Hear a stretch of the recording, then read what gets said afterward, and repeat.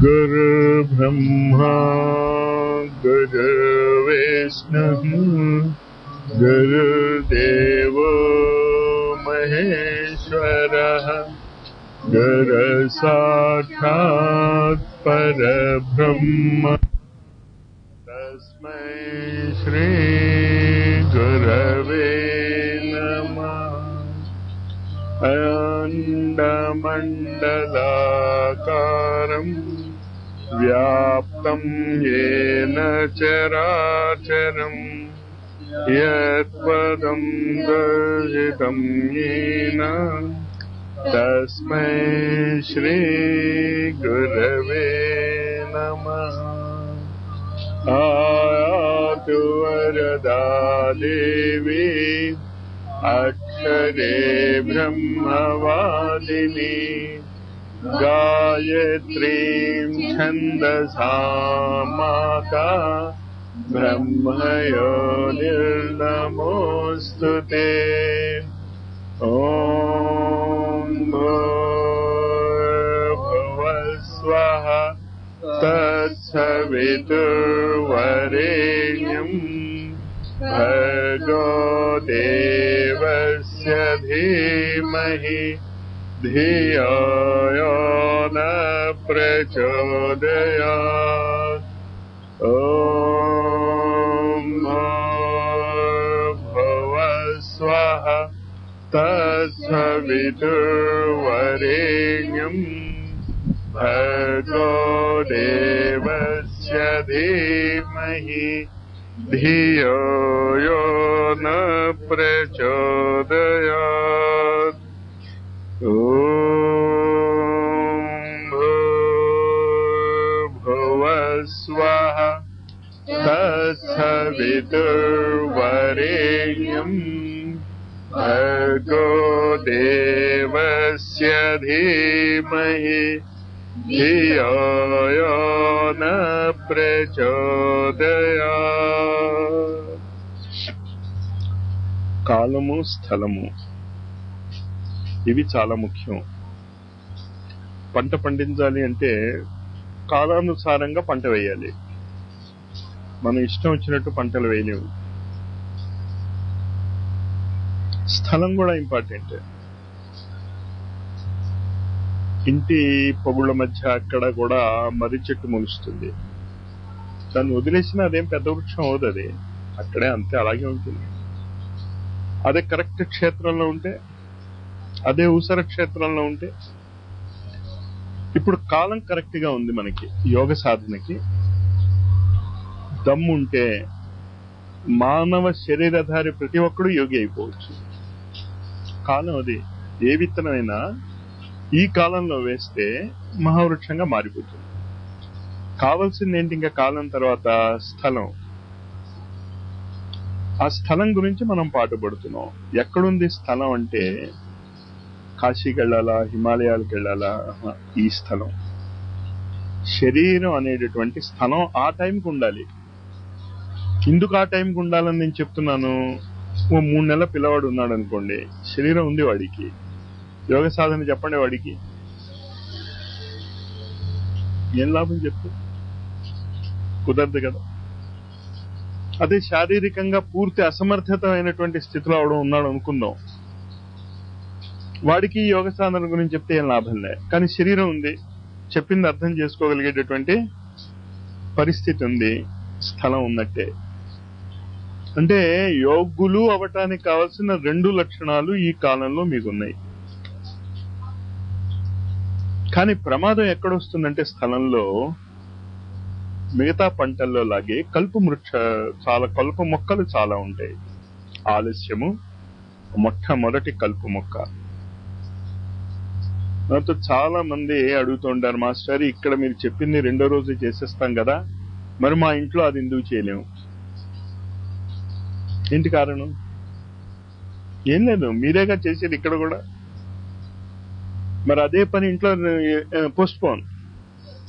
కారణం ఏంటి? అనుకున్నది అనుకున్నప్పుడే చేసేయండి అని మిమ్మల్ని నిరంతరం నేను రిక్వెస్ట్ చేస్తూ ఉంటా, అంతే కదా. ఒకవేళ మీరు కాస్త బద్దకించినా ఒప్పుకోనుగా ఆవుతి వదులుకోండి. మీరు ఫస్ట్ మనకి మీరు ఇక్కడ నుంచి రేపు వెళ్ళిపోతారు కనుక, ఇప్పుడు ఇది చివరి రోజు కదా సాధనకి, ఇంటి దగ్గర మీరు ఏం చేసుకోవాలి? కాలము కరెక్ట్ అయిన కాలంలో ఉన్నారు మీరు అందరం, మానవ జాతి మొత్తం. స్థలం మీకు అద్భుతంగా ఉంది. మీ శరీరం చెప్పింది అర్థమవుతుంది కదా. ఆ ఆవేదన లేకపోతే ఇక్కడ ఎందుకు కూర్చుంటారు మీరు? మీ శరీరం కూడా ఓకే, గందరగోళం కలుపు మొక్కలతో వస్తుంది. కలుపు మొక్కలు ఎక్కువైపోతే, బాగా ఎక్కువైపోతే అసలు వృక్షం పెరగదు. ఏంటి మొదటి కలుపు మొక్క? ఆలస్యం, లేజినెస్, అంతే, ఇంకేమీ లేదు. బద్దకించకండి, అస్సలు బద్దకించే ప్రసక్తే లేదు. కాలేజీ నుంచి నేను పడిపోయే స్థితిలో వచ్చాను ఇవాళ, నేను రీలింగ్ సెన్సేషన్ తో. మరి మీకు ఇది వదిలేనా? ఇది కాలేజీ కూడా వదలలే, ఎండలోనే వెళ్ళాను నేను. వీళ్ళు వద్దంటున్నా. ఇది ఎందుకు ఉదాహరణ ఇస్తున్నాను? చేసి చూపించండి మీరు, పక్క వాళ్ళకి చెప్పకండి. అప్పుడు ఎప్పుడవుతుందంటే, మీరు చేసినప్పుడు ఇలా గొప్పగా చెప్పుకోవచ్చు. ఇప్పుడు నేను చెప్పుకోవటంలో పెద్ద పోజు కొట్టి, మీరు కూడా పోజు కొట్టి చెప్పుకోగలగాలి. శరీరం కాస్త వీక్ అయిపోతే ఒప్పుకోకండి, సాగుకొట్టండి, ఏమవుతుంది శరీరం? యోగ సాధన చేస్తూ శరీరం పడిపోతాం కంటే పెద్ద అదృష్టం లేదు. నా గురుదేవులు ఒక గ్రూప్ తో పాటు బద్రీనాథ్ వెళ్ళారు. వెళ్తే ఒక అతనికి చాలా తీవ్రమైన జ్వరం వచ్చేసింది, ఇంకా మనిషి ఉండడు. ఆయన దగ్గరికి వెళ్ళారు. గురూజీ ఓ నై బచ్చేగా అన్నారు. అంత అదృష్టమా అన్నారు ఆయన. బద్రీనాథ్లో ఆయన సమ్ముఖంలో ప్రాణం పోవటం కంటే అదృష్టం ఏముంది? ఎందుకంత కంగారు పడతారు అని వాడు పోడన్నాడు. అంటే అర్థం ఏంటి? కాస్త జాగ్రత్తగా ఆలోచించుకోండి. అథవా యోగినామేవా కులే భవతి ధీమతాం. యోగ సాధకుడు యోగ సాధన చేస్తూ శరీరం వదిలితే కండిషన్ అది. అంతకాలేచ మామేవా, చివరి క్షణాలలో. అంచేత ఆ చివరి క్షణాలలో చేస్తున్నవాడు ఎక్కడ పుడతాడు అని అర్జునుడికి డౌట్ వచ్చింది. నేను సాధన చేస్తున్నాను కదా, ఇదేం ఒక రోజు 2 రోజుల్లో అయ్యే సాధన కాదు కదా యోగ సాధన, ఏమో ఎన్ని జన్మలు పడుతుందో. మరి అలాంటప్పుడు ఏమవుతాను నేను? యోగ భ్రష్టుని అవుతాను. ఇటు భౌతిక జీవితంలో ఎందుకు పనికిరాని వాడిగా అయ్యాను, భౌతిక సుఖాలకి దూరం అయ్యాను. మరేమవుతుంది అంటే ఏం చెప్తాడు అక్కడ? 2 రకాలైనటువంటి ఆల్టర్నేటివ్స్ మాత్రమే ఉన్నాయి యోగ సాధకులకి. అది మాత్రమే నిరంతరం గుర్తుంచుకోండి, మనం అండర్లైన్ చేసుకుందాం. అది యోగ సాధకులకి మాత్రమే ఇది చెప్పేది, అందరికీ కాదు.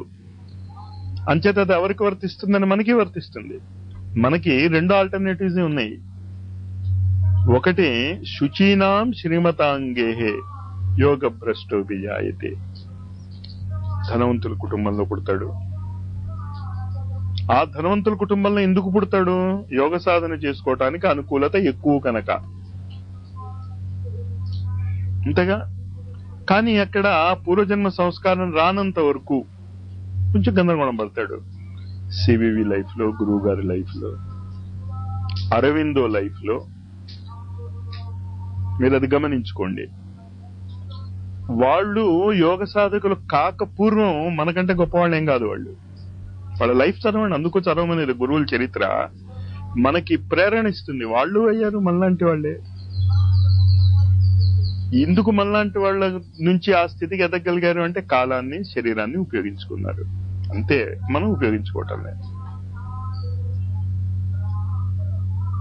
అంచేత ఆ గురువుల యొక్క జీవిత చరిత్రను గనక మనం జాగ్రత్తగా గమనిస్తే, శుచీనాం శ్రీమతాంగే, ధనవంతుల కుటుంబంలో పెడితే 10 చోట్లకి వెళ్ళగలడు, 10 మందితో కలవగలడు, 10 మంది యొక్క ఆలోచనలను స్వీకరించగలడు, 10 పుస్తకాలు కొనుక్కుని చదవగలడు. కానీ ఇదంతా ఎందుకు అంటే యోగ సాధనకు ఉపయోగపడుతుందని. తర్వాత ఏమవుతుంది? పౌరోదేహికాం, ఇదివరకు దేహంలో చేసినటువంటి సాధనలు గుర్తుకొచ్చి, అది గుర్తు ఎవడు చేస్తాడు? మళ్ళా మన సంస్కారాలే గుర్తుకొచ్చి మళ్ళా లైన్ లో పడతాడు. అథవా ఇలా కాకపోతే యోగినామేవ కులే భవతి ధీమతాం, యోగి కులంలోనే పుట్టేయచ్చు. ఈ యోగి కులంలో పుట్టే అంటే మీకు ఏమనిపిస్తుంది? మనకి ఆ మాటలు ఈ 5,000 సంవత్సరాలలో అర్థం కోల్పోయాయి. కులం అంటే తల్లిదండ్రులకు కాదు అక్కడ చెప్పింది. యోగి కులం చూడటం ఉంది, కూరలు అమ్ముకునేది. ఒక గురువు ఏదో ఒక మాట ఇలాగే పురాణాలు చెప్తే ఏదో అన్నాడు, అయిపోయింది, ఫినిష్. ఇంకా ఆ క్షణం నుంచి మారిపోయింది. నేను మిమ్మల్ని అదే కోరుకోమంటున్నా. కానీ నేను మిగతా సాధకులకి మీకు నేను ఇచ్చే తేడా ఏంటి అంటే, వాళ్ళు ఆ స్థితిలోకి వెళ్ళాక మళ్ళా భౌతిక జీవితంలోకి రావాలి. వాళ్ళు ఈ చివటం అమ్మ కానీ ఈ అవధూతలు కానీ అలా ఉండటానికి వీలు లేదు. మళ్ళీ మామూలు శరీరధారులై మామూలు జీవితం జీవిస్తూ యోగులుగా బతకాలి. వాళ్ళు అటు వెళ్ళిపోయారు, అంచుకు వెళ్ళిపోయారు చివరికి. ఇదంతా మాయా, వైరాగ్యము, నాకొద్దు. నేను మీకు ఇప్పుడు చెప్తోంది ఇది వద్దు వద్దనే కదా చెప్తున్నా. కానీ ఆ అంచుకు వెళ్ళిపోతే ఏమవుతుంది? మళ్ళా రావాలి ఇటు. మళ్ళీ ఇటు మీరు వచ్చి ఇది దాటి వెళ్ళిపోతే ప్రమాదం. చెప్పలేము ఎవడు ఎప్పుడు పడిపోతాడో. చేత నేను మీకు ఇచ్చేటటువంటి స్పెషల్ సాధన ప్రపంచంలో ఇదివరకు ఎవరు ఇవ్వండి కూడా. గ్యారంటీగా మీరు వెళ్ళి వెతుక్కోండి, ఏ పుస్తకంలో అయినా ఉందేమో. ఇక్కడ నేను చెప్తున్నది లేదు. హింట్స్ ఉండొచ్చు, అది వేరే విషయం. ఏం చెప్తున్నా, అతికి వెళ్ళకండి. సమత్వం యోగ ఉచితే. ఆ బిందు దగ్గర ఆగిపోండి. అసలు ఇటు పోకండి, అటు పోకండి. గందరగోళమే లేదు, మీరు పడిపోరు. దాన్ని జీవన్ముక్త స్థితి అంటాం. ఈ క్షణంలో మీరు జీవన్ముక్తులే. ఇది అర్థం చేసుకుని ఉన్న ఈ 10 నిమిషాలు ఉండగలిగారే, ఈ క్షణంలో మీరు జీవన్ముక్తులే. దీన్ని నిలబెట్టుకోండి అంతే. నిలబెట్టుకోలేకపోయారు ఏమవుతుంది? అర్థమైంది కదా, కంటిన్యూ చేసుకోండి. కానీ ఏంటి, ఈ ఎక్స్ట్రీమ్ కి వెళ్ళకండి, ఆ ఎక్స్ట్రీమ్ కి వెళ్ళకండి. దానికి ఏంటి చెప్పాను, ఇక్కడ సివియర్ గా ఒక ఊపికి ఇచ్చేసుకోండి మనస్సుకి. ఎటు కోరికలొద్దు, ఆలోచనలొద్దు, ఏమీ వద్దు. ఇంటికి వెళ్తారుగా, అన్నీ వస్తాయి గ్యారెంటీ. రానివ్వండి, గమనిస్తూ ఉండండి. గమనిస్తూ ఉండి ఏం చేయమన్నాను, మీరు ఎంత చేయగలిగితే అంత చేయండి. మీ హృదయం మీద చేయి పెట్టుకుని మీరు చెప్పగలగాలి, ఇంతకంటే ఎక్కువ నా బదులు ఎవడున్నా చేయలేడు నా కుటుంబానికి, కామా నా పరిస్థితులలో, ఉన్న పరిస్థితుల్లో. డబ్బున్నవాడు 70 లక్షల డొనేషన్ కట్టి మెడికల్ సీట్ ఇప్పించగలడు, వాడు కొడుకు. అది వాడి పరిస్థితి. అది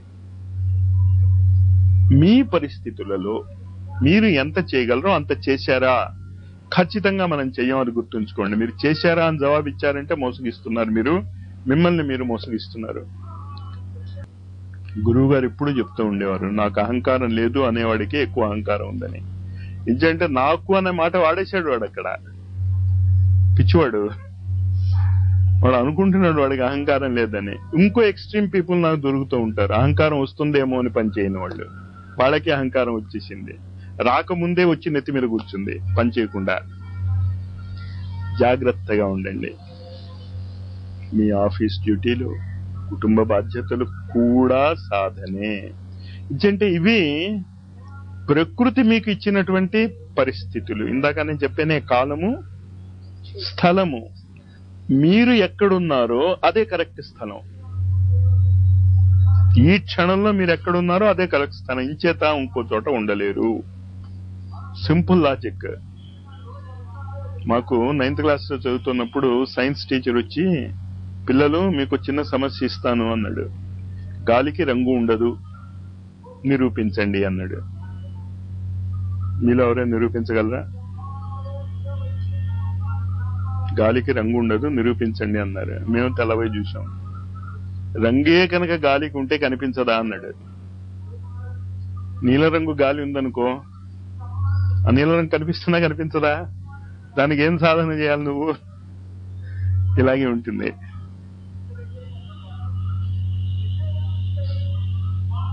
అహంకారం వస్తుందేమో, అహంకారం రాదేమో, దీని గురించి మీరు ఆలోచించకండి. అహంకారం భక్తుడికి వస్తే మొట్టేవాడు గురువు, భగవంతుడు. భక్తుడు అహంకారాన్ని పోగొట్టుకోలేడు. చదవండి కథలు, భక్తుల చరిత్రలంతా కూడా. వాళ్ళంతటా వాళ్ళు పోగొట్టుకోలేకపోయారు. కథలు తెలియదా వాళ్ళకి? ఎప్పుడెప్పుడు ఎవరెవరికి అహంకారం. సత్యభామకి అహంకారం వచ్చింది, ఎవడు ముత్తాడు? హనుమంతుడికి అహంకారం వచ్చింది, గరుడుడికి అహంకారం వచ్చింది. సరే, భక్తులందరికీ అహంకారం వచ్చినప్పుడు వాళ్ళ గురువు ఎలా ముట్టాడో వాళ్ళ గురువుల చరిత్రలో మీరు చూసుకోండి. గురు చరిత్ర చదవమంటాను నేను మిమ్మల్ని అందరినీ కూడా. చదవరు మీరు. చదివి ఉంటే ఈ స్థితి ఇంకా ఈజీగా వచ్చేది మీకు. కులదీపకుడు గురువు అంటాడు, నా కర్మ చుట్టుకుంది, కుష్ఠరోగం, కాశీలో ఉండాలి నేను, నాకు ఎవరు సేవ చేస్తారు? కుష్ఠరోగి ఎవడు చేస్తాడు? వచ్చాడు. వచ్చాకేంటి? అన్న మంచి మంచి భోజనం అడుక్కు తెచ్చి పెడితే నేను రోగి వచ్చినవాడిని కదా, ఇది పెడతావా అంటాడు. పెట్టలేదనుకో ఏడిపించుకు తిన్నాడు. వదిలేడా? ఏంటక్కడ మీరు అర్థం చేసుకోండి. కుష్ఠరోగం గురువు కాదు, మీ పరిస్థితులు. మీరు ఎక్కడున్నారో మీ కుటుంబ సభ్యులు వాళ్లే పెద్ద రోగం. భవరోగం అని చెప్తూ ఉంటాం కదా. ఈ ప్రపంచం మొత్తం ప్రపంచం అంతా ఒక రోగమే. ప్రతి అహంకారానికి వచ్చినటువంటి రోగమే. ఆ అహంకారాన్ని దూరం చేయటానికి వచ్చినటువంటి పరిస్థితులు అది. ఆ పరిస్థితులు ఎవడు కురిపించాడు? భగవంతుడే. ఆ సర్వవ్యాపకుడైనటువంటి ఆ భగవంతుడే ఇచ్చాడు మీకు ఆ పరిస్థితులు. నాకు డయాబెటీస్ బాగోలేదు, నాకు హార్ట్ ట్రబుల్ కావాలని అడుగుతావా? రోగం ఉండకూడదని అడుగుతాం గాని, అంచేత ఈ పరిస్థితులు బాగోలేదు నాకు ఆ పరిస్థితులు కావాలని అడిగినట్టే ఉంటుంది. వాడు ప్రెసిడెంట్ ఆఫ్ ఇండియా అయినా, బిల్ గేట్స్ అయినా, పరమ కోటీశ్వరుడైనా, పరమ చండాలుడై అడుక్కు తింటున్నా కూడా ఇవన్నీ కూడా భవరోగాలే. అది అర్థం చేసుకోండి. కుష్ఠరోగాలే. ఎవరికి వచ్చిన కుష్ఠరోగం? గురువుకు వచ్చినటువంటి కుష్ఠరోగం. మనకే ఆ భావం అర్థమవుతే మనం కూడా ఆ దివ్యాత్మ స్వరూపులారా అని ఏదైతే అంటున్నాడో సత్యసాయి, అదే అని మనకు తెలిస్తే ఎందుకు కంగారు మీకు? మీరు ఎక్కడున్న వాళ్ళు అక్కడే ముక్తి చెందండి. ఎక్కడికి వెళ్ళలే. దేవతలు వచ్చినా వాళ్ళని పట్టించుకోకండి అని చెప్పేది అందుకు. దేవతలు వచ్చి నువ్వు ఇంత కష్టపడుతున్నావు కదా, నీకు బ్లెస్సింగ్ ఇచ్చేస్తాను, నీ కష్టాన్ని తీసేస్తాను. తీసేసి ఏం చేశాడు? ఇంకో రోగం ఇచ్చాడు నీకు. చాలా జాగ్రత్తగా అర్థం చేసుకోండి ఈ ఉదాహరణ. మీరు భౌతిక శరీరధారిగా ఉండి ఏ పరిస్థితుల్లో ఉన్నా కూడా అది భవరోగమే. రోగమే అది. ఆ రోగానికి తగిన అనుపానాలు, ఆ రోగానికి తగిన నిదానాలు మనం ఎలా చేసుకుంటామో అలా మీ బాధ్యత నెరవేరుతుంది. డయాబెటీస్ వచ్చినాడు ఒకలాంటి ఆహారం తీసుకుంటాడు కదా, హార్ట్ ట్రబుల్ ఉన్నవాడు ఒకలాంటి ఆహారం తీసుకుంటాడు, టీబీ వచ్చినవాడు ఒకలాగా ప్రవర్తిస్తాడు. అలాగే మీ కుటుంబ క్షేత్రాలలో ఉన్నటువంటి భవరోగానికి మీకు ఏ అనుపానం అదే ఇచ్చింది ప్రకృతి. అదే అర్థం చేసుకోండి. మీ భార్య, మీ పిల్లలు, వీళ్ళందరూ కూడా మందులే, ఔషధులే. నాకు ఈ ఔషధం వద్దు, మరి ఆ రోగం తెచ్చుకోకు. వచ్చింది ఆ రోగం, ఏం చేస్తాం? అంచేత వాడి రోగం బాగుంది, స్వీట్సే తినమన్నాడు డాక్టరు అంటే అది రోగమే. ఆ రోగానికి స్వీట్స్ తినమన్నాడు, ఈ రోగానికి కాకరకాయ రసం తాగమన్నాడు, అంతేగా. అదే అర్థం చేసుకోండి. అంచేత చాలా జాగ్రత్తగా ఈ భావన మీరు మనస్సులో పెట్టుకుంటే తప్పరు, దారి తప్పరు. ఏదైనా లెక్చరరా బాధ్యత నెరవేర్చండి, క్లర్కా బాధ్యత నెరవేర్చండి, బిజినెస్ మ్యానా బాధ్యత నెరవేర్చండి. అన్ని రంగాలలో బాధ్యత అన్నాను, నాది అనుకుని చేయకండి. బాధ్యత నెరవేర్చారా లేదా అక్కడ మీకు మీరే మార్కులు వేసుకోండి ప్రతిరోజు రాత్రి. తర్వాత నిరంతరం నేను చెప్పాను, 6 పనులు మీరు చెయ్యకపోతే యోగ సాధనలో మీరు ముందుకు వెళ్ళలేరు. నిద్ర లేవగానే నేను ఆత్మను. ఈ దేశకాల పరిస్థితుల్లో ఆత్మ వలె జీవించాలి నేను. ఆత్మానుభూతి, ఆత్మబోధ చేసి నిద్ర లేవండి. రోజల్లా 4 తపశ్చర్యలు చేయాలి మీరు. ఇంద్రియ సంయమనము, అర్ధ సంయమనము, సమయ సంయమనము, వాక్ సంయమనము కానీ, ఆలోచన సంయమనము కానీ.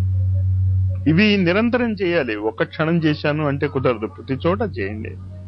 అనవసరంగా ఎన్ని మాటలు మాట్లాడతామో మనం అంతా చూసుకోండి. రాత్రి నిద్రపోయేటప్పుడు ఇది అద్భుతమైనటువంటి సాధన. ఇప్పుడు నేను చెప్పింది కనుక ఇప్పుడు చెప్పబోతున్నది మీరు చేయగలిగితే, పడుకున్నవాడు ఇక్కడ లేవడు, వాడు ఎక్కడ లేవాలంటే అక్కడ లేవగలడు. అతిశయోక్తి ఏ మాత్రము కాదు ఇందులో. గొప్పలేమీ చెప్పటం లేదు, అసంభవం కాదు. మీరు ఇక్కడ పడుకుని బుధగ్రహం మీద లేవచ్చు, సూర్యగ్రహం మీద లేవచ్చు. ఏంటది? భగవద్గీతలో ఇచ్చినటువంటి అక్షర బ్రహ్మ యోగంలో ఇచ్చాడు. అది చదువుకోండి. ఏం చేయమన్నాను? అక్కడ పడుకున్నాం, నిద్రపోబోతున్నాం. నిద్రపోబోతున్నప్పుడు మీరేమి మిగతా ఆలోచించకండి. నేను చెప్పేనే అమనస్క సాధన అంటాను దీన్ని. మనస్సు రహితమైనటువంటి సాధనలోకి వెళ్ళిపోండి. సాధనలోకి వెళ్ళిపోయి ఆ సాధనలోకి వెళ్ళిపోయి మీరు అలాగే నిద్రపోగలిగితే భౌతిక జగత్తులో మీకు ఉపదేశం చేయలేని గురువులందరూ ఆ జగత్తులో మీతో కలుస్తారు. ప్రతి గురువుకి వాళ్ళ సూక్ష్మ జగత్తులోనే వాళ్ళకి గురువు లభించాడు. భౌతిక జగత్తులో ఉన్నటువంటి ఎంత గొప్ప వ్యక్తి అయినా వాడు మీకు గురువు కాజాలడు. ఇదంటే వాడే స్వయంగా భౌతికమైనటువంటి భవరోగగ్రస్తుడు కనుక ఇప్పుడు ఎంత అవతార పురుషుడైనా. మరి వీళ్ళు ఏం చేస్తారు? ఈ భౌతికమైనటువంటి గురువులు మీకు ఈ దారి చూపిస్తారు. వ్యక్తుల్ని పట్టుకోకండి, వాడు ఎంత గొప్పవాడైనా, కానీ ఆ భావం పట్టుకోండి. వ్యక్తుల్ని పట్టుకోవద్దు అన్నట్టు నా ఉద్దేశం. వాడు చెప్పిన విషయాన్ని మర్చిపోమని కాదు. వాడు అనవసరం మీకు వాడు చెప్పింది చేయకపోవచ్చు. డాక్టర్ సిగరెట్ తాగుతూ, నాయన సిగరెట్ తాగకు, నువ్వు సిగరెట్ తాగితే చస్తా ఉన్నాడు అనుకోండి. ఇంతకది రైటా తప్ప? అంతవరకు రైటే కదా, అంతవరకు చేయండి. నువ్వు తాగావు కనుక నేను తాగుతానంటే? సాధనలో తీవ్రత తెచ్చుకోండి. నిరంతర తీవ్రత, దీర్ఘకాలము నిరంతర అభ్యాసము వల్ల మాత్రమే యోగం సిద్ధిస్తుంది. అంచేత ఈ మొదటి కలుపు వృక్షం గురించి ఇదంతా చెప్పుకుంటూ వచ్చాను నేను మీకు. ఆలస్యం ఎక్కడెక్కడ ఆలస్యం చేయొచ్చో మీరు మీ బాధ్యతల దగ్గర పోస్ట్ పోన్ చేయొచ్చు, సాధన దగ్గర పోస్ట్ పోన్ చేయొచ్చు, ఎవరికైనా డబ్బు ఇవ్వాల్సి వస్తే పోస్ట్ పోన్ చేయొచ్చు, డబ్బు తీసుకోవాలంటే పోస్ట్ పోన్ చేయొచ్చు. కారణం ఏం చెప్తారు? టైం అయిపోయింది. ఎంత టైం అయినా ఆ పని పూర్తి చేయండి. వీలవుతే ఆఫీసులో ఇలా చేస్తా అని చెప్తే మీరు చాలా ఇబ్బంది పడిపోతారు. ఇంకా మీకు అసలు ఇంటికి రావడానికి వదలరు. ఆఫీసులో నేను చెప్పే కదా, ఆఫీసులో మీరు మిగతా వాళ్ళలాగే నార్మల్ గా ఉండండి. ఇదంతా ఎక్కడ? మన దగ్గర, మన కుటుంబాల్లో కానీ మనలాంటి కుటుంబాల్లో కానీ ఏదైనా ఒక పని మొదలెట్టారు, అది పూర్తయ్యేంత వరకు భోజనం చేయకండి. భోజనానికి టైం అయిపోయిందని భోజనం చేయకండి, పని ఆపి. అది చాలా పెద్ద రోగం మనకి. లంచ్ టైం మనకి నో లంచ్ టైం. ఎక్కడ? సాధనలో, ఇళ్లల్లో. ఆఫీసులో లంచ్ టైమే. అక్కడ నువ్వు పని చేయటం మొదలెడతానంటే ఆఫీసరు అక్కడ పక్కన ఉన్న వాళ్ళందరూ పనంతా నిన్ను నెత్తి మీద పడతారు. అక్కడ అందరూ ఎలా జీవిస్తున్నారు అంతకంటే ఒక మెట్టు తక్కువగా జీవించండి. అక్కడ విజృంభించొద్దు, ఇక్కడ విజృంభించండి. ఇంటి దగ్గర, మన ఇళ్లలో, మన సాధనలో. మన వాళ్ళకి మనం నచ్చ చెప్పుకోవచ్చు, నేను ఇది చేస్తున్నాను. అది వాళ్ళు వినకపోయినా వినకండి. మీరు వాళ్ళు వినలేదండి నేనేం చేస్తాను? చాలా మంది కమ్యూనిస్టులు చెప్తారు, మా పిల్లవాడికి నేను దేవుడిని నమ్మను కానీ నా భార్య ఒప్పుకోలేదండి అని చెప్పి తిరుపతిలో పెళ్లి చేశాను. భలే కమ్యూనిస్టులు. అలాంటి యోగ సాధకులుగా మనం మారవద్దు. ఆనెస్టీగా ఉందాం, జారుతాం, ఓకే, దాందే ఉంది. ఒకేసారి యోగ సాధన చేయగలిగితే మహర్షులు వాళ్ళు వేల సంవత్సరాల సాధన ఎందుకు? భయపడిపోకండి, కంగారు పడిపోకండి, నిరాశ చెందకండి. కానీ అలసట, లేజీనెస్ వద్దు. 48 గంటల కిందట నుంచి మీరు కోపం లేని స్థితిలో ఉండాలి, లేకపోతే గురువుని మీరు చూడలేరు. కోపం అంటే ఇరిటేషన్ కూడా. కోపం అంటే చెడామడా తిట్టేసి ఉతికేసి వాతలు తేలేటట్టు కొట్టేసి వాడు మూర్ఛపోయాక వాళ్ళని హాస్పిటల్ తీసుకెళ్లి జాయిన్ చేయటం కాదు. ఇరిటేషన్ వచ్చింది అనుకోండి, ఒక చిన్నది, ఫలానా టైంకి ఏదో ఒక పని చేయమన్నాం, చేయలేదు వాళ్ళు, ఇరిటేషన్ వచ్చింది కదా, ఆ ఇరిటేషన్ చాలు 48 గంటలు గురువుని మీకు దూరంగా ఉంచటానికి. ఆ యోగ సాధనలో ఉన్న తమాషా అదే, కష్టమేం కాదు. కొంచెం ఈ నియమాలు మీరు గుర్తుంచుకుంటే చాలు. అసలు కోపం వద్దు, కోపం వద్దే వద్దు. ఎందుకు కోపం? ఎందుకు కోపం? మీకు ఏ పనైనా చేయలేదు, మీరు చెప్పింది ఓకే, చేశాడు ఓకే, ఆ నిరంతరం ఓకే అంటానే ఎస్ఎస్ఐ వాళ్ళు. అదే అలవాటు చేసుకోండి. ఇంటికి వెళ్ళాక అస్సలు కోపం రానివ్వకండి, వస్తుంది. విశ్వామిత్రుడికి వచ్చింది, వశిష్ఠుడికి వచ్చింది, దుర్వాసుడికి, అసలు ఆయన క్రోధ పట్టారు కూడా ఆయన. అంచేత ఎందుకు ఇది చెప్పాను నేను, మరి కోపం వస్తుంది కనుక నేను యోగ సాధన మానేస్తాను సార్ అంటారేమో నా భయం. మానక్కర్లే, ఆ క్వాలిటీ అర్థం చేసుకోండి. అస్సలు రాకూడదు కోపం. కోపం ఎందుకు వస్తుంది, నేను చెప్పింది వినలేదు, మనకేం తెలుసు, మనమేం డాక్టర్లమా. మరి చాలా మంది నాతో చెప్తారు, మాస్టర్ మీకు బీపీ కదా ఆవకాయ తింటారా. నాకు భలే ఆనందం ఇస్తుంది, ఇంతమంది డాక్టర్లు ఉండగా నేను అనవసరంగా రమేష్ బాబు దగ్గరికి వెళ్ళాను. మొన్న రమేష్ బాబు దగ్గరికి చెక్కి వెళ్ళాను నేను. ఆయన ఏదో టెస్ట్ చేశాడు, ఇది తినమన్నాడు. కొంతమంది చూడటానికి వచ్చారు, ఒక్కొక్కళ్ళు ఒక్కొక్కటి. ఒకళ్ళు అరటికాయ తినొచ్చు అంటారు, ఒకళ్ళు కారం తినకూడదు అంటారు, ఒకళ్ళు కారం తినమంటారు, ఒకళ్ళు ఉప్పు ఎందుకు రమేష్ బాబు ఏం తినమని చెప్పాడో ఒక్కడు నన్ను అడగలేదు. తమాషా అది. నేను అనుకున్న అనవసరంగా ఆయన ఎండి డాక్టర్ అయ్యాడు, ఇంతమంది నన్ను కాపలా కాసేవాళ్ళు ఉండగాని. అంటే ఎక్కడ అర్థం అవుతుందా, ఎక్కడ ఇరిటేషను, ఎందుకు ఇరిటేషను, ఎవడికి ఏం తెలుసు, తెలియదు కదా మనకి. తెలియనప్పుడు ఎందుకు సలహాలు అని నా భావం. అది వాళ్ళని నేను విక్రించడానికి చెప్పటం లేదు, అది మన వీక్నెస్. మనం ఆ విషయంలో నిష్ణాతులం కానప్పుడు సలహాలు ఎందుకు ఇవ్వటం. ఆ విషయంలో నిష్ణాతత ఉన్న వాళ్ళకే బాగా రాదు, వస్తే వాళ్ళు యోగుల దగ్గరికి రారుగా డాక్టర్లు. అర్థమైందా. ఇలాగే అన్ని ఉంటాయి, చిన్న చిన్న కారణాలు ఏవో కోపాలు రావటానికి, ఇరిటేషన్ రావటానికి. ఖచ్చితంగా దాన్ని మాస్టర్ చేసుకోండి. ఇవన్నీ పెట్టకుండా మీరు యోగులు అవ్వలేరు, అది గుర్తుంచుకోండి. మరి ఇవన్నీ పెట్టలేం కనుక మేము మానేస్తాం మాస్టారు, దయచేసి మానేయకండి. మళ్ళీ ఇంత అద్భుతమైనటువంటి కాలం మీకు రాదు. మళ్ళీ 1.5 సంవత్సరాల కాలం మీకు రావాలి అంటే వెయిట్ చేయండి 24 కోట్ల సంవత్సరాలు. మీ ఓపిక చేస్తా ఉంటే మార్చి సెప్టెంబర్ నడుస్తుంది బండి, దానికే ఉంది. కానీ ఈసారి మళ్ళా మార్చి రావాలి అంటే 24 కోట్ల సంవత్సరాలు వెయిట్ చేయాలి. లాగేయండి ఈసారి. 18 నెలలు, ఇన్ని కోట్ల సంవత్సరాలలో మీరు యోగ సాధనకి ఇవ్వలేరా. ఏమని చెప్తున్నా, ఏం వదిలేయమన్నా నేను మిమ్మల్ని, ఏం వదిలేయమనలేదే. ఇంటి దగ్గర ఉండండి, క్రోధాన్ని వదిలేయండి అన్నా. తీసుకోకండి. ఏదో చెప్పారు భార్యకో పిల్లవాడికో, చేయలేదు, మీరు వెళ్ళి చేసేసుకోండి. ఇరిటేషన్ రాకుండా ట్రై చేయండి. వచ్చినా వాక్ రూపం ఇవ్వకండి, ముందు అది ప్రాక్టీస్ చేసుకోండి. మీరు వస్తుంది ఇరిటేషన్, ఎందుకు రాదు, గ్యారంటీగా వస్తుంది ఇరిటేషన్. వాక్ రూపం ఇవ్వకండి. మీకు చెప్పాను నేను, మీకు శాపమైనా వరదానమైనా వాక్ రూపంలో వస్తేనే ఫలిస్తుంది, లేకపోతే ఫలించదు. ఋషులది కూడా అంచేది మీరు గాబరా పడక్కర్లేదు మీ కోపం ఏం చేస్తుంది అని. విశ్వామిత్రుడు కోపమే ఏం చేయరు దానికి వాక్కు రూపం ఇవ్వకపోతే. ఉదాహరణ చెప్పాను కదా మీకు, రాక్షసుల్ని చంపాలి అనుకుని రాముడిని అడగటానికి వచ్చాడు. మరి చంపాలి అనుకునే కదా వచ్చాడు. మరి ఆయన ఆలోచనలకి అంత శక్తి ఉంటే మరి రాముడిని అడగటం ఎందుకు, రాక్షసులు అక్కడే చచ్చేవారు. వాక్ రావాలి, దాన్ని కంట్రోల్ చేయండి. అందుకే వాక్ సంయమనం అనేది. రానివ్వండి ఇరిటేషన్, కోపానికి ఎక్స్ప్రెషన్ ఇవ్వకండి. కనీసం కంట్లో కూడా కోపం చూపించకండి పిల్లల మీద. వాళ్ళని కోపడకపోతే వాళ్ళు ఎలా బాగుపడతారు సార్, ముందు మీరు బాగుపడండి సార్, తర్వాత వాళ్ళని బాగు చేద్దాం పిల్లల్ని. మనకి చెప్పాం కదా, వాళ్ళ బాధ్యతలు మాత్రమే మనకి, అంతకంటే ఏమీ వాళ్ళతో సంబంధం లేదు. నేను మీకు నిన్న చెప్పాను కదా, లక్షల డాలర్ సంపాదిస్తున్న వాళ్ళ పిల్లలు నాకు ఫోన్ చేసి అడుగుతారు, మా అమ్మ నాన్నని చూడండి అని. నేను చాలా ఆనందిస్తాను, వాళ్ళ అమ్మ నాన్నని నేను చూడాలని. నేను చూస్తా, నాకే అభ్యంతరంలే. ప్రపంచం అంతా నా వాళ్లే అనుకున్నప్పుడు ఎందుకు చూడండి నేను. కానీ అది ఎంత అందంగా ఉందో మీరే ఊహించుకోండి అది. అలాగే వీళ్ళు హైదరాబాద్ సంగతి చెప్పాను కదా నేను, బంజారా హిల్స్. కోపం ఎందుకు, ఇంకా ఇదంతా ఉదాహరణ ఎందుకు ఇచ్చేదంటే, ఏది మీ చేతిలో లేనప్పుడు ఎందుకు మీకు కోపం. మరొకటి ఏం చెప్పక్కర్లేదా, చెప్పండి, కోపం తెచ్చుకోకండి. మరి కోపం తెచ్చుకోకుండా ఉన్నదానికే నాణానికి రెండో వైపు ఏంటి అంటే అహింస.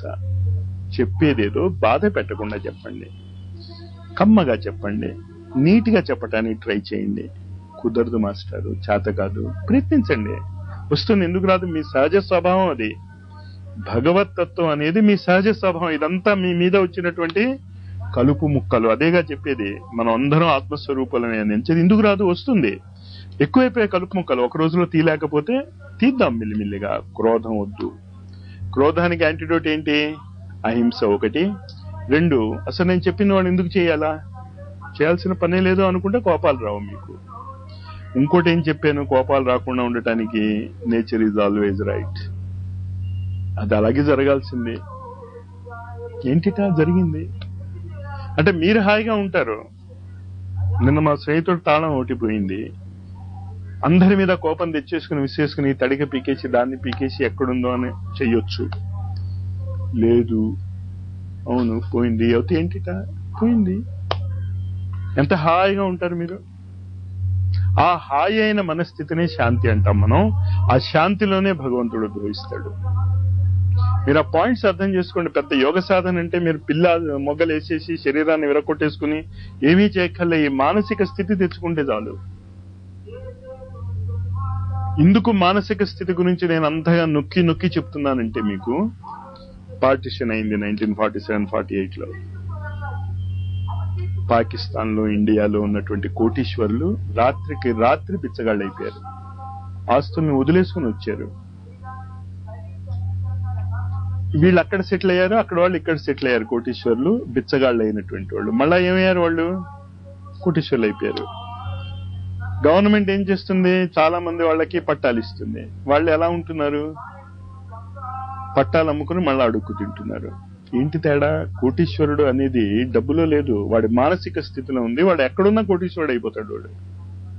అర్థం చేసుకోండి ఆ మాట. ఇందాక అందుకే మర్రి చెట్టు అన్నా, స్థలము కాలము అన్నాను. మీలో కూడా భగవంతుడి యొక్క విత్తనాలే ఉన్నాయి అన్నది అంతమంది ఋషులు చెప్తున్నారు కనుక మీరు కూడా ఎదగలరు. ఆ మానసిక స్థితి, ఆ మానసిక స్థితికి కావాల్సినటువంటి ఉదాహరణలు చెప్తున్నాను నేను మీకు. ఇంటికి వెళ్ళాక ఏం చేయాలి, నిశ్చింతగా ఉండండి, హాయిగా ఉండండి ఏం జరిగినా. కానీ ఏం జరిగినా హాయిగా ఉంటుందని మీ బాధ్యత వదిలేసి ఉంటే ప్రకృతి వదలతో చావు కొడుతుంది, రివర్స్ గేర్ లో వాయిస్తుంది. చాలా జాగ్రత్తగా ఉండాలి. అందుకే దీన్ని ఏమంటాం మనం, అసిధారా వ్రతం. కత్తి మీద సాము లాంటిది. ఇటు కాలు పెట్టిన ప్రమాదమే, అటు కాలు పెట్టిన ప్రమాదమే. మరింత కష్టమైన సాధన ఎలా చేస్తాం సార్? నేనున్నా మీకు దారి చెప్తా. ఆ సాధనకి దారి చెప్పడానికి మిగతా నాకు చెప్పకండి. నిన్ననే చెప్పాగా నేను. మిగతా వాటికి మీకు నా మీద అంత నమ్మకం ఉంటే రాసి ఇచ్చేయండి. వీటికి, ఈ అసిధారా వ్రతానికి, ఈ రేజర్ షార్ప్ ఎడ్జ్, ఈ ఆలోచన ఎంత కష్టం. ఏది కరెక్ట్ నిర్ణయించుకోలేకపోతారు. పర్వాలేదు, మళ్ళా క్యాంపుకి వచ్చినప్పుడు అవన్నీ రాసుకునండి. ఏం చేయాలి అలాంటప్పుడు మాస్టారు అని ఫోన్ చేసి మాత్రం అడగండి. మీ అంతటి మీరే ఈత కొట్టడం ఎలా వస్తుంది? మీరు దూకాల్సిందే. సైకిల్ నేర్పడం ఎలా వస్తుంది? ఫోన్ చేసి మాస్టర్ అని అడిగితే ఆ క్షణం మాస్టర్ చెప్తారు. తర్వాత అలా ప్రతి క్షణం ఏం చేయాలి అన్నదానికి సింపుల్ ఫార్ములా అని చెప్పాను. ఎవ్రీథింగ్ ఈజ్ ఓకే, అంతా ఓకే. ఏమీ లేదు మాస్టర్, ఈ క్షణంలో మేము ఏమీ చేయలేని స్థితిలో రోడ్డు మీద ఉన్నాం. ఆహాహా ఎంత బాగుందో, రోడ్డు మీదే ఉంటాం. ఆ మానసిక స్థితి ఉండి ఏం చేయాలి? మీరు కావలసిన స్థితికి వెళ్ళటానికి ప్రయత్నించండి. ప్రయత్న లోపం వద్దు. భారతదేశం అక్కడ నాశనమైంది. ఆహా ఓ అని చెట్టు కింద పోయి కూర్చున్నారు, అది వద్దు. చెట్టు కింద పోయే కూర్చోటానికి ఇంత ఇవల్యూషన్ భగవంతుడు చేసి ఉండేవాడు కాదు. భగవంతుడు నియమానికి విరుద్ధం అది. కానీ మనం ఏం చేస్తున్నాం అంటే ఆటమిక్ ఎనర్జీ డిస్కవర్ చేసి మన నెత్తి మీద వేసుకుంటున్నాం. అది తప్పు. అర్థమవుతోంది కదా? అవధూతలు అవ్వద్దు, చెట్టు కింద కూర్చోవద్దు, సుఖాలని వదులుకోవద్దు. కానీ సుఖాలకి బంధింపబడిపోతున్నారే, అది ప్రమాదం చేస్తోంది. మీకు యోగ సాధనకు అడ్డు తగులుతుంది. క్రోధం తర్వాత మూడవది, మొదటిది ఏం చెప్పానో అర్థమైందా? ఆలస్యం. ఈ ప్రాక్టీస్ కి డిలే చేయకండి. మానసిక స్థితి తెచ్చుకోవటమే కదా మౌనం. 2, క్రోధం వద్దు. క్రోధం వద్దు అంటానికి ఏం చెప్పాను? అహింస. మీ వాక్కు ఇతరుల్ని బాధ పెట్టేటటువంటి స్వభావాన్ని పూర్తిగా కోల్పోవాలి. ఇంకొకటి దీంట్లో నేను చెప్పవలసింది, దయచేసి ఇంకోళ్ళని సాధకులుగా మార్చటానికి మీరు ప్రయత్నం చేయకండి. ఇప్పుడు నేను ఎవరి దగ్గరికైనా వెళ్ళి చెప్తున్నానా, వచ్చిన వాళ్ళకి చెప్తున్నానా? మీ ఇంట్లో కూడా మీ కుటుంబ సభ్యులకి ఈ యోగ సాధన చేయమని చెప్పకండి. ఇష్టపడితే చెప్పండి, అది అదృష్టం. మన కుటుంబ సభ్యులుగా పుట్టడం అనేది వాళ్ళకి అర్థం అవుతే అది అదృష్టమే. కానీ వాళ్ళు వినలేదు. వాళ్ళ టైం రావాలి, కాలం అని చెప్పాను కదా. తొందరపడితే అట్ట తొందరవద్దు. అంచేత మనకి చాలా ఉత్సాహం వచ్చేసి ఇది చాలా బాగుంది కదా 10 మందికి చెప్పేద్దాం. చెప్పిన ఆవిడ విండు, ఋషులు అలా మొత్తుకుంటూనే ఉన్నారుగా. ఇది కూడా గుర్తుంచుకోండి, హింసలో భాగం. మరి వాళ్ళు ఏదేదో మమ్మల్ని అడుగుతారు కదా, అడిగింది ఇచ్చేయండి, అది మీ రోగానికి మందు. అది అలా ఇవ్వండి, వాళ్ళకి బాధ్యతగా ఇవ్వండి. మీ బాధ్యత అది, ఇచ్చేయండి. వాళ్ళు అడిగింది ఏదో. వాళ్ళు చాలా మంది నా దగ్గరకు వచ్చి అడుగుతారు, నా దగ్గర 10 లక్షలు ఉందండి, రిటైర్ అయిపోయానండి, ఏం చేయాలి, మీకు ఎంతమంది పిల్లలు ఉన్నారు, ఇది ఉన్నారు, అందరికీ ఈక్వల్ గా పనిచేయండి, మీ వంతు మాత్రము మీ ఇష్టం వచ్చినట్టు ఖర్చు పెట్టుకోండి. మీ పిల్లల వంతు, మీ భార్యల వంతు మీకు హక్కు లేదు, ఖర్చు పెట్టే హక్కు లేదు. ఇంచేతంటే మీకు రక్త సంబంధీకులుగా పుట్టటమే వాళ్ళ హక్కు, అంతే వాళ్ళ హక్కు. అది నీకు కొట్టేస్తాను, నాకు భక్తి వచ్చేసింది కనుక నా 10 లక్షలు మీకు ఇచ్చేస్తాను, తప్పది. ఆ తప్పు చాలా మంది చేస్తారు, చేయకండి అది. మూడవది చాలా ఇది మోహం. ఈ మోహం, మామూలు మోహాలు మీకు ఈజీగానే అర్థమవుతాయి, కానీ కొంప ముంచేటటువంటి మోహం ఏంటి అంటే ఇష్ట దేవత మీద కానీ గురువు మీద కానీ. రామకృష్ణ పరమహంసకి కాళికాదేవి మీద మోహం. నాగమహాశయుడు వచ్చాడు, అద్వైత స్థితి రాలే. అప్పుడు ఏం చేయాల్సి వచ్చింది? రామకృష్ణ పరమహంస వేయి అన్నాడు కాళికాదేవిని, 2 ముక్కలు చేయి చంపే అన్నాడు. ఎలా చంపేది అన్నాడు? ఎక్కడుంది కాళికాదేవి? నీ మనసులోనే కదా, నీ మనసులోనే ఒక కత్తి తయారు చేసుకో అన్నాడు. వేశాడు, జై, ఆ క్షణంలోనే వెళ్ళిపోయాడు. మోహం ఒక సంస్థ మీద కానీ ఒక వ్యక్తి మీద కానీ ఉంటే ఇరుక్కుపోయారు మళ్ళా మీరు. ఆ మోహం భలే ఇరికిస్తుంది మిమ్మల్ని, మీరు ఎక్కడున్నా అది ఇరికిస్తుంది. తమాషాది, ఎవరి మీద మోహం ఉందో వాళ్ళు దగ్గరుంటేనే ఎక్కలేవాడు, దూరంగా ఉన్నా మీరు ఇరుక్కుంటూనే ఉంటారు. ఇందిరాగాంధీ చచ్చిపోయినప్పుడు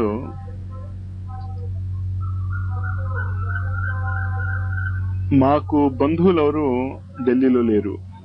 అప్పుడే మా తమ్ముడికి పెళ్ళయింది, వాళ్ళ మామగారు ఢిల్లీలో ఉంటున్నారు. ఇందిరాగాంధీ చచ్చిపోయింది, అల్లర్లు జరిగాయి. మొట్టమొదట మేము ఫోన్ చేసింది ఢిల్లీకి, మీరు క్షేమంగా ఉన్నారా. ఆయనే లేకపోతే మేము ఢిల్లీకి ఫోన్ చేస్తామా? అదే మోహం అనేది దూరానికి సంబంధించింది కాదు, మానసిక స్థితికి సంబంధించింది. బాధ్యతలు వదిలేసుకుని మోహం లేదు అనుకునే భ్రమలో పడకండి. అక్కడే సాధనలో కాస్త మీరు నేర్చుకోవాలి. ఎందుకంటే భారతదేశంలో ఈ పదాలు పూర్తిగా తగలడిపోయాయి. నేను ఎంతమంది గురువుల దగ్గరికి వెళ్ళాను, ఎన్ని సాధనలు చేశాను, ఇది ఎవడో నాకు వివరించి చెప్పలేకపోయాడు. నేను మీకు చెప్పగలుగుతున్నాను అని నేను అనుకోవటంలే, కానీ కనీసం ఇది ఆలోచన విధానంలో తప్పు. మీ కర్మబంధాలు, మీరు ఏ రుణాన్ని తీర్చుకోవటానికి అయితే ఒక కుటుంబంలో పెద్దగానో పిల్లగానో బంధువులుగానో ఉన్నారో అది మాత్రమే మీరు చెయ్యాలి, మిగతాది మీరు చేయకండి. మిగతాది ఏది చేసినా అది మోహం అవుతుంది. ఎక్స్ట్రా ఈజ్ మోహం. అది ఎలా నిర్ణయిస్తాం సార్? చాలా సులభం నిర్ణయించుకోవటానికి.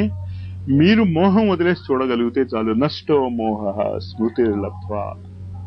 భగవద్గీత మొత్తము ఈ మోహాన్ని ఎలా పోగొట్టుకోవాలో చెప్తుందంతే. మొత్తం 18 అధ్యాయాలు చదివేశాక సాధన ఏం చేయలే, ఒక్క మాట అన్నాడంతే, నష్టో మోహ. ఆ మోహం పోవాలి. మోహం పోవాలి అంటే నేను స్వాధ్యాయం ఇక్కడ చెప్తున్నానే, అది నేను 4వ రౌండ్ నుంచి మీతో కూర్చొని చదువుతానని చెప్పాను నేను. ఎందుకంటే ఈ బ్యాక్గ్రౌండ్ మీకు చాలా సార్లు నేను చెప్తే తప్ప నేను మోహం ఏ ఉద్దేశంతో అంటున్నానో మీరు ఏ ఉద్దేశంతో అర్థం చేసుకుంటున్నారో క్లియర్ కాదు. అది క్లియర్ కానంత వరకు నేను మిమ్మల్ని యోగులుగా మార్చలేను. చాలా భ్రమలో చాలా నాశనం అయిపోయింది భారతీయ యోగ విద్య. ఏ పదానికి ఎవరికి ఏమీ అర్థం తెలియదు. యోగము అనే పదము నిర్వికల్ప సమాధి స్థితిలో చేరటానికి ప్రయత్నం చేసే వ్యక్తికైనా చేరిన వాడికైనా వాడాలి. ఎంబీబీఎస్ డాక్టర్ అనే పదం ఎవడికి వాడతాడు? చేరిన వాడికైనా వాడతాం. ఇంచేత కాలంలో వాడు డాక్టర్ అవుతాడని. ఇప్పుడు యోగాసనాలు వేసిన వాడు యోగే. వద్దు.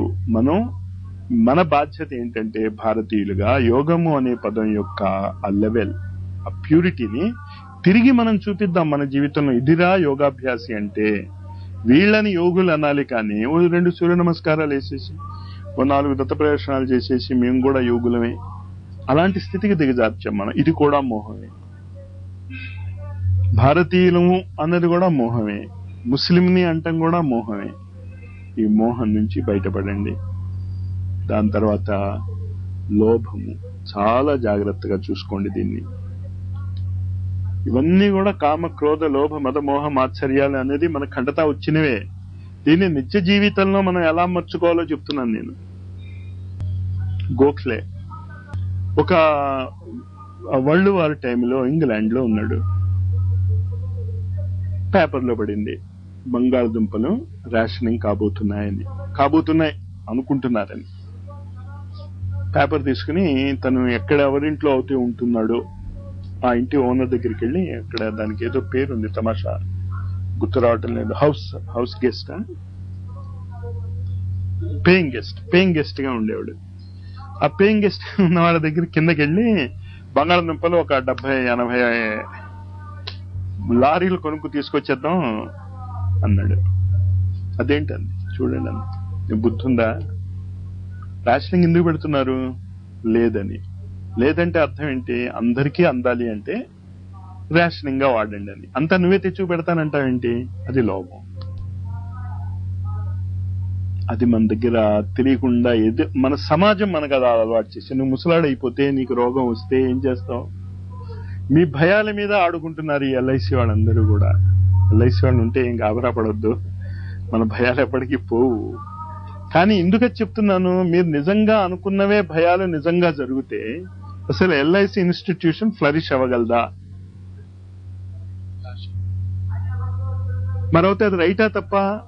కామన్ సెన్స్ ఉపయోగించండి. మీరు పే చేయగలరు, ఉంచుకుంటారు, దాచుకోండి. కానీ భయపడి దాచుకుంటున్నారే, అది భయాన్ని వద్దంటున్నాను నేను. దాచుకోవటంలో తప్పే ఉంది. ఈ పేరు మీద కాకపోతే ఆ పేరు మీద దాచుకోండి. దాచుకోవటంలో తప్పు లేదు. మళ్ళీ అక్కడ చాలా మంది చాలా చోట్ల ఎల్ఐసిని క్రిటిసైజ్ చేస్తారు. దానివల్ల లాభాలు పొందిన వాళ్ళ గురించి ఎవడో మాట్లాడు. మళ్ళా అదే నేను చెప్తున్నా, యోగం అంటే ఎంత జాగ్రత్తగా ఆలోచించాలో మనం. కానీ ఇక్కడ దేని గురించి నేను నొక్కుతున్నా మీకు? లోభం వద్దు. నా ఒక్కడికే కావాలి అంత, నా పిల్లలకే చెందాలి అంత, అది వద్దంటున్నాను. ఉంది మీ దగ్గర, దాచుకోండి. ఎవడొద్దన్నాడు? మీరు సంపాదించిన డబ్బేగా. మీరు ఎలా దాచుకుంటే మాకే, ఏ పేరుతో దాచుకుంటే మాకే. ఆ నిర్లిప్తత, యాంగిల్లో రండి. అసలు లోభం వద్దు.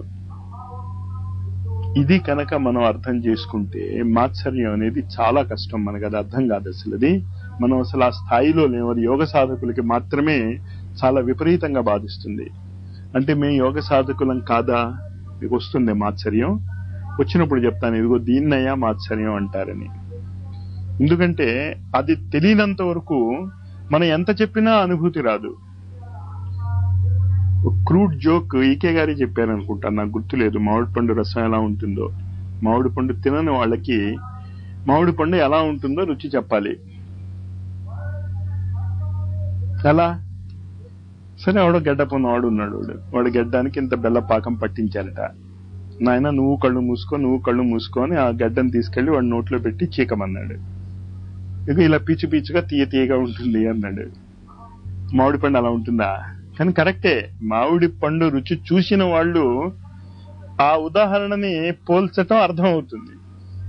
తెలియని వాళ్ళకి ఎంత చెప్పినా మామిడి పండు రుచి తెలీదు. అంచేత మాత్సర్యం ఎలా పోగొట్టుకోవాలి అన్నది కానివ్వండి, మీకు వస్తుంది. మీరు యోగ సాధకులు అయ్యారు కదా, అది వచ్చినప్పుడు దాన్ని ఎలా పోగొట్టుకోవాలో ఏం చేయాలో చెప్తాను నేను. ఈ పాయింట్స్ గుర్తుంచుకుని వాయించుకోవటమే కాకుండా మిమ్మల్ని మీరు మన సాధకులని వాయించండి. సాధకులని, ఇక్కడికి వచ్చిన వాళ్ళు, దీంట్లో అభిరుచి ఉన్నవాళ్ళు అందరూ ఇక్కడికి రాలేరుగా. కొంతమంది నంబూరేళ్ళు ఉండొచ్చు, కొందరు చీరాల్లో చేస్తున్నారు, కొందరు కాకువాయిలో చేస్తున్నారు. వీళ్ళందరూ ఒక గ్రూప్ గా తయారు కండి, లింక్ ఏర్పరచుకోండి. యోగి కులము అన్నానే అది, అథవా యోగి నామేవా కులే భవతి దీనత. ఆ యోగి కులాన్ని మనం మళ్ళీ తిరిగి భారతదేశానికి అందివ్వగలమని ఆశిస్తూ స్వస్తి. మౌనంలోకి వెళ్ళిపోండి. 5 నిమిషాలు కళ్ళు మూసేసుకుని తర్వాత ప్రోగ్రాం ప్రకారం చేసుకోండి. కానీ కదలకుండా చెప్పిన దాన్ని మీరు ఆలోచించకండి. ఏం చెప్పానో అది అలా పీల్చుకుంటుంది మీరు మనస్సు. తరంగాలు ఉన్నాయి కదా, వైబ్రేషన్స్ వాతావరణంలో అలా దిగుతుంది, మీలోకి దిగనివ్వండి.